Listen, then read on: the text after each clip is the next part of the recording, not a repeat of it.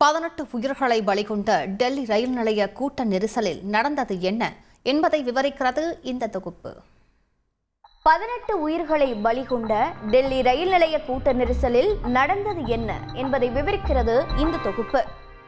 தோளிலும் இடுப்பிலும் கைகளிலும் குழந்தைகள், இதற்கு மத்தியில் சுமந்து வந்த உடைமைகள், மூச்சு விடக்கூட முடியாத நெருக்கடியில் பயணிகள், பார்ப்போரை சங்கடத்திற்கு உள்ளாக்கும் இந்த விஷுவல் டெல்லி ரயில் நிலையத்தில் சனிக்கிழமை இரவு பதிவானது.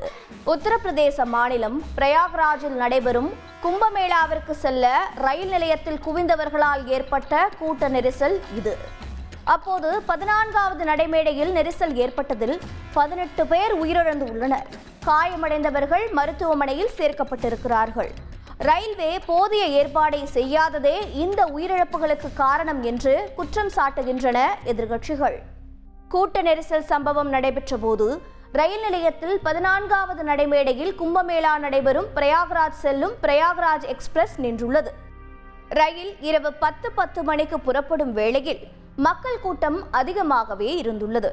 பிரயாக்ராஜ் ரயிலில் இடம் கிடைக்காதவர்கள் முண்டியடித்துள்ளனர். அதே வேளையில் பிரயாக்ராஜ் வழியாக செல்லும் ஸ்வதந்திரதா சேனானி எக்ஸ்பிரஸ் மற்றும் புவனேஸ்வர் ராஜ்தானி எக்ஸ்பிரஸ் வருகை தாமதமாகி இருக்கிறது. இந்த ரயில்களுக்காக காத்திருந்த பயணிகள் 12, 13 மற்றும் 14வது நடைமேடையில் காத்திருந்துள்ளனர். நேரம் ஆக ஆக பயணிகள் எண்ணிக்கை அதிகமாகவே இருந்துள்ளது. இப்படி கூட்டம் கட்டுக்கடங்காமல் செல்ல இரவு 9:50 மணியளவில் பிரயாக்ராஜ் செல்லும் சிறப்பு எக்ஸ்பிரஸ் 16வது நடைமேடையில் இருந்து புறப்படும் என்று அறிவிப்பு வெளியானதாக கூறப்படுகிறது. அதன் தொடர்ச்சியாக 14வது நடைமேடையில் நின்ற பிரயாக்ராஜ் எக்ஸ்பிரஸில் இடம் கிடைக்காதவர்கள் 16வது நடைமேடைக்கு செல்ல நடைமேடை மேம்பாலப்படியில் குவிந்துள்ளனர். படியின் நெரிசலில் சிக்கிய 18 பேர் உயிரிழந்துள்ளனர். சுமார் 10 நிமிடங்களில் இந்த விபத்து நேரிட்டதாக தகவல்கள் தெரிவிக்கின்றன. புனித நீராட புறப்பட்டவர்கள் உறவுகள் சடலமாக கிடப்பதைக் கண்டு கதறி அழுதது காண்போரை கண்ணீர் சிந்த செய்தது. போக வேண்டாம் என்றேன் கேட்டாயா, என்னோட குழந்தை இறந்து விட்டது, என்னோட தாய் இறந்து விட்டார் என்ற அழுகை கேட்போரை உலுக்கியது. நாங்கள் அஜ்மேரி கேட் அருகே 16வது நடைமேடையில் இருந்தோம். கூட்டம் அலமோதியது. தொடர்ந்து நடந்து போனோம்.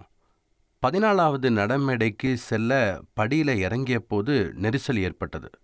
ஒருவருக்கொருவர் தள்ளினாங்க. எங்கள் மீது மக்கள் விழுந்தாங்க. என்னோட மனைவி சம்பவ இடத்திலேயே இறந்துட்டாங்க. சம்பவம் அறிந்து வந்த தீயணைப்பு படை, ரயில்வே போலீஸ், தேசிய பேரிடர் மீட்பு குழு நிலையை கட்டுக்குள் கொண்டு வந்தது. ஆனால் நெரிசல் ஏற்பட்ட போது யாரும் உதவிக்கு வரவில்லை, நெரிசலை கட்டுப்படுத்த நடவடிக்கை எடுக்கவில்லை என பயணிகள் குற்றம் சாட்டுகிறார்கள். ரயில்வேவில் கூலியாக வேலை பார்ப்பவர் பேசிய போது சிறப்பு ரயில் நடைமேடை மாற்றப்பட்டதாக தெரிவித்தார். ரயில் நிலையத்தில் கூட்டம் அதிகமாக இருந்துச்சு. நடைமேடை 12க்கு வருவதாக இருந்த சிறப்பு ரயில் நடைமேடை 16க்கு வருவதாக அறிவித்தாங்க. அங்கே நடைமேடை 16லேயே ஏற்கனவே கூட்டம் அலமோதுச்சு. மக்கள் முண்டி அடித்ததால் நெரிசல் படிக்கட்டில் எஸ்கலேட்டரில் விழ தொடங்கினாங்க. நாங்கள் ஓடி போய் கூட்டத்தை சமாளித்தோம். உடல்களை மீட்டு அனுப்பி வச்சோம்.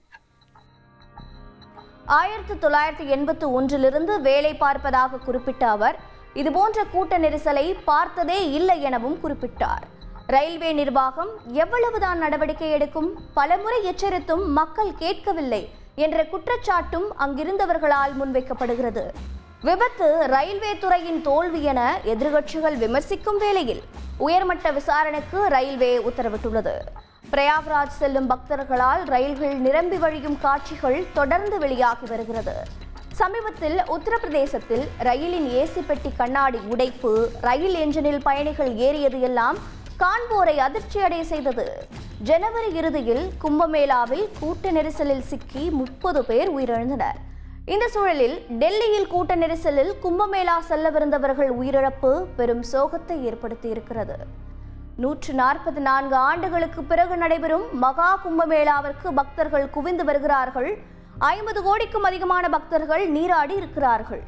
பிப்ரவரி 26ஆம் தேதியோடு நிறைவடையும் கும்பமேளாவிற்கு கடைசி நேரத்தில் அதிக பக்தர்கள் வருவார்கள் என எதிர்பார்க்கப்படுகிறது. இந்த சூழலில் கூடுதல் பாதுகாப்பு ஏற்பாடுகளை ரயில்வே துறையும் காவல்துறையும் செய்ய வேண்டும் என்ற கோரிக்கை முன்வைக்கப்படுகிறது. செய்திகளை உடனுக்குடன் தெரிந்து கொள்ள உடனே சப்ஸ்கிரைப் பண்ணுங்க.